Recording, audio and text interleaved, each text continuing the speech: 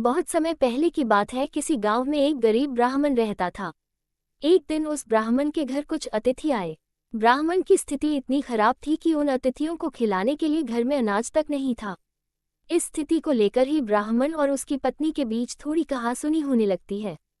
ब्राह्मणी कहती है, तुम्हें पेट भरने योग्य अनाज कमाना भी नहीं आता है। इसी का नतीजा है कि आज घर में अतिथि आ खड़े हुए हैं और हमारे पास उन्हें खिलाने के लिए कुछ भी नहीं है। इस पर ब्राह्मण अपनी पत्नी से कहता है, कल कर्क संक्रांति है, मैं कल भिक्षा लेने के लिए दूसरे गांव जाऊंगा। वहां एक ब्राह्मण ने मुझे आमंत्रित किया है। वो सूर्य देव की तृप्ति के लिए कुछ दान देना चाहता है। तब तक जो कुछ भी घर में है उसे आदर सत्कार के साथ अतिथियों के सामने रखो।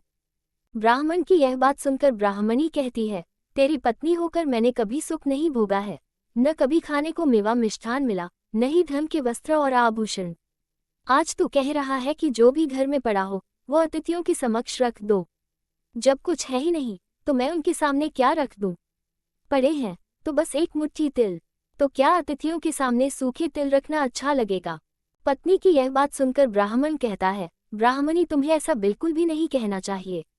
कारण ये है कि इच्छा के अनुसार किसी भी मनुष्य को धन की प्राप्ति नहीं होती है। जरूरी है तो पेट भरना, और पेट भरने योग्य अनाज तो मैं ले ही आता हूँ। अधिक धन की चाहत अच्छी नहीं। ऐसी इच्छा का तुम्हें त्याग कर देना चाहिए। अधिक धन की इच्छा के चक्कर में मनुष्य के माथे पर शिखा बन जाती है।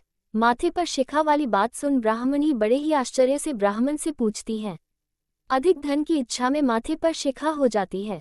मैं कुछ समझी नहीं, जो भी कहना है खुलकर कहिए। ब्राह्मणी के इस सवाल का जवाब देने के लिए ब्राह्मण अपनी पत्नी को शिकारी और गीदड़ की एक कहानी सुनाता है। ब्राह्मण कथा की शुरुआत करता है। एक दिन एक शिकारी जंगल में शिकार की खोज कर रहा था। जंगल में कुछ दूर आगे बढ़ने के बाद शिकारी को एक काले रंग का पहाड़ जैसा विशाल सूअर दिखाई देता है।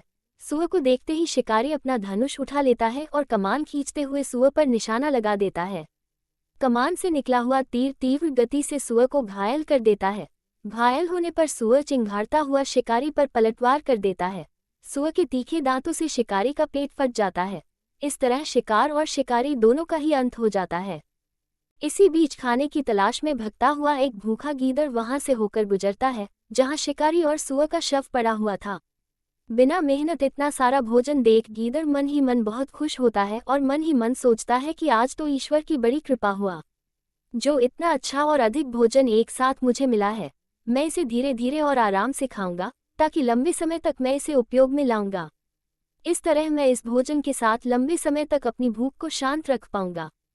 इन सभी बातों पर विचार करते हुए गीदड़ सबसे पहले छोटी छोटी चीजों को खाना शुरू करता है। तभी उसे शिकारी के मृत शरीर के पास धनुष पड़ा दिखता है। गीदड़ के मन में पहले उसे ही खाने का विचार आता है और वह धनुष पर चढ़ी डोर को चबाने लगता है। गीदड़ के चबाने से धनुष पर चढ़ी डोर टूट जाती है और डोर के टूटने से धनुष का एक सिरा वेग के साथ गीदड़ के माथे को भेदता हुआ ऊपर निकल आता है। गीदड़ के माथे को भेद कर धनुष का जो सिरा गीदड़ के सिर पर निकल आता है, वो ऐसा प्रतीत होता है मानो गीदड़ के माथे पर शिखा निकल आई हो। घायल होने के कारण कुछ देर बाद गीदड़ की भी मौत हो जाती है।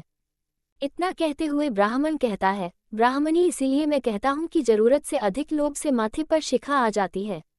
ये कथा सुनने के बाद ब्राह्मणी कहती है, ठीक है, अगर ऐसी ही बात है तो घर में जो मुट्ठी भर तिल पड़े हैं उन्हीं को मैं अतिथियों को खिला देती हूँ। ब्राह्मणी की यह बात सुनकर ब्राह्मण संतुष्ट होता है और भिक्षा मांगने के लिए घर से बाहर निकल जाता है। वहीं ब्राह्मणी भी घर में पड़े तिल को धूप में सुखाने के लिए फैला देती है। तभी कहीं से एक कुत्ता आ जाता है और उन साफ तिलों पर पेशाब कर देता है, जिससे सभी तिल खराब हो जाते हैं। तिल के खराब हो जाने पर ब्राह्मणी काफी परेशान हो जाती है और सोचती है, यही तो तिल थे जिन्हें पकाकर मैं अतिथियों को खिला सकती थी। अब मैं क्या करूं? काफी देर सोचने के बाद ब्राह्मणी को एक तरीका सूझा। उसने सोचा कि अगर वो गंदे तिलों के बदले साफ तिल देने की बात कहेगी तो कोई भी आसानी से मान जाएगा। साथ ही किसी को भी इन तिलों के खराब होने की बात पता नहीं चलेगी। इस विचार के साथ वो उन तिलों को लेकर घर घर घूमने लगी। ब्राह्मणी की यह बात सुनकर एक महिला वो तिल लेने के लिए तैयार हो गई, लेकिन उस महिला का पुत्र अर्थशास्त्र पढ़ा हुआ था। उसने अपनी माँ से कहा कि इन तिलों में जरूर कोई न कोई खोट होगी, वरना कौन साफ सुथरे तिलों को गंदे तिलों के बदले देने के लिए तैयार होगा। पुत्र की यह बात सुनकर महिला ने ब्राह्मणी के तिलों को लेने से मना कर दिया। कहानी से सीख, हमारे पास जो भी होता है हमें उसी में सुखी रहना चाहिए। किसी के पास ज्यादा चीज देखकर दुखी नहीं होना चाहिए।